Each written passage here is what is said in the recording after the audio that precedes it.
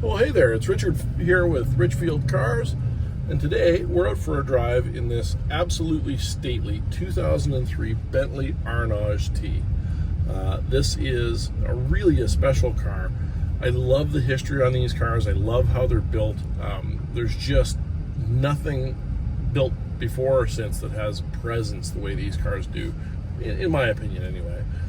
These are really the last true hand-built car that Bentley made back from the days when Bentley was a part of Rolls-Royce.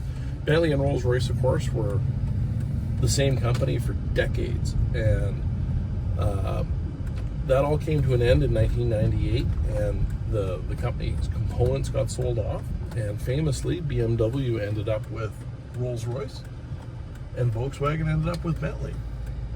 So the Rolls-Royce version of this car called the Silver Seraph was only built for several years. It really very, very similar, essentially the same car as the Arnage, but the Arnage lived on. The Arnage was built for many years, all the way up until 2009 by Volkswagen. Originally this car, engineered, designed, developed by the original Rolls-Royce company.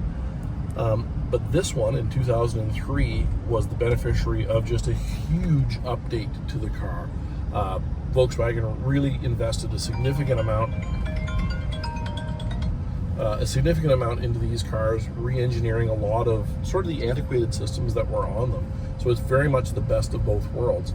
You get old world craftsmanship, unbelievable build quality, all this, incredible Connolly hides. Volkswagen decided that they needed to invest in Bentley as a brand, and they invested in this platform of cars. And even though it has beautiful book-matched wood, it has unbelievable hand-stitched Connolly hides, it has just superb, unbelievable high-quality paint and bodywork, it is the beneficiary of some great technology. And great technology meaning reliability.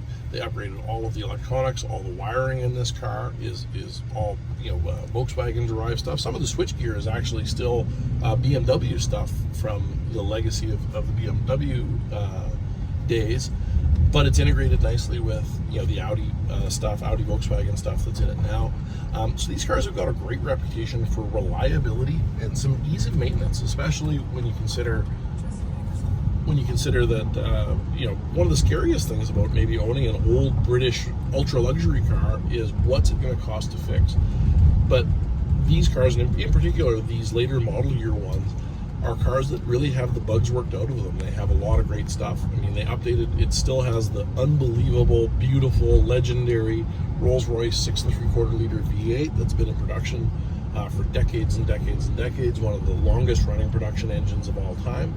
But this one has all of the good stuff. It's got all the modern accessory drive stuff, it's got all the modern seals and gaskets, and most importantly, it's got totally up-to-date modern EFI with a great VW Group computer, up-to-date low inertia turbos from Garrett, great intercoolers, and this thing makes just a ton of power.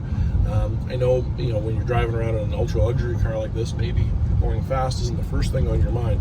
This thing will rotate the earth. It makes just incredible power and torque, and it delivers it ultra smooth and in a very reliable fashion. The transmission is similarly very, very simple. Rolls-Royce and Bentley sourced their transmissions from General Motors for many, many years, and this one's the same. It is a 4L80E derived transmission, and it works great. It shifts smooth, and thankfully it is the kind of transmission that can be serviced and can be rebuilt locally if ever it were to wear out. But of all the automatic transmissions ever built, there's few that have the reputation for tough, robust reliability as the good old GM 4L80.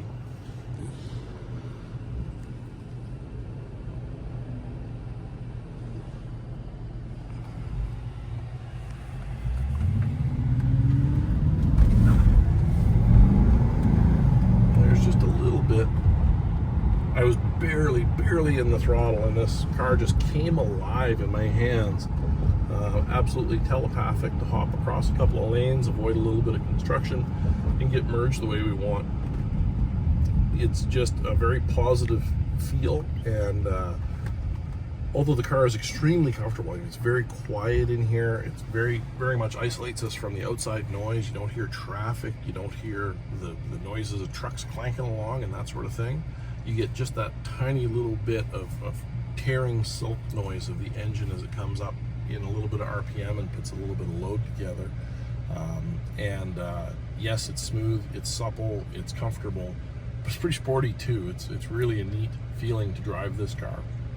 And it does not feel big, it doesn't feel clunky. Yes, it has presence, yep, it is a heavy car, absolutely. But it's reasonably light on its feet. It rolls out just great. Good steering feel.